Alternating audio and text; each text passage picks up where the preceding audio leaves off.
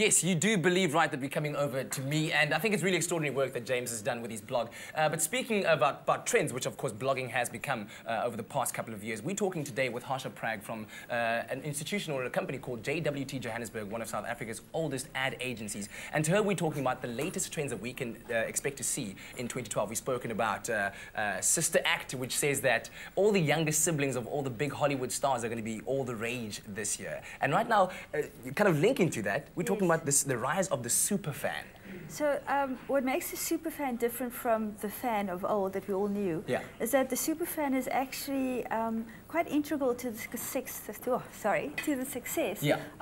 superstar. Yes. So they're not only helping these guys increase their social power, but they're also helping them make them more newsworthy. Yeah. So we've got Justin Bieber and his Believers. We've got they're called Believers. They've actually got names. They've got names. We've Justin got Gaga's Monsters. We've got the Twihards. You know, are you sort of Camp Jacob or Camp Edward, and we have grown women having these discussions. It's quite hilarious, actually.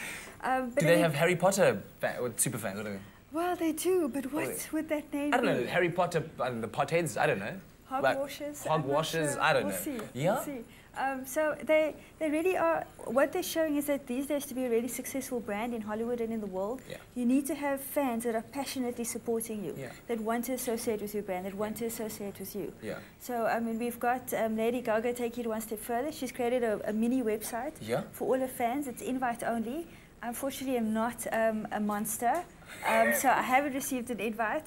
But we're quite keen to see what goes on there. So she herself is elevating the status of her fans. I mean, imagine how special a fan must feel if you get an invite from Lady Gaga herself saying, I want you to be part of my monster fan club. Because she knows she actually can't do what she does, be as successful, be as newsworthy without them. Yeah, and it's almost as if the fan, even though or the super fan as we call him, has taken on the role of an extended family of what you do, because they become such an integral part of it, right? Yes, exactly. And then next, of course, you have another trend for us.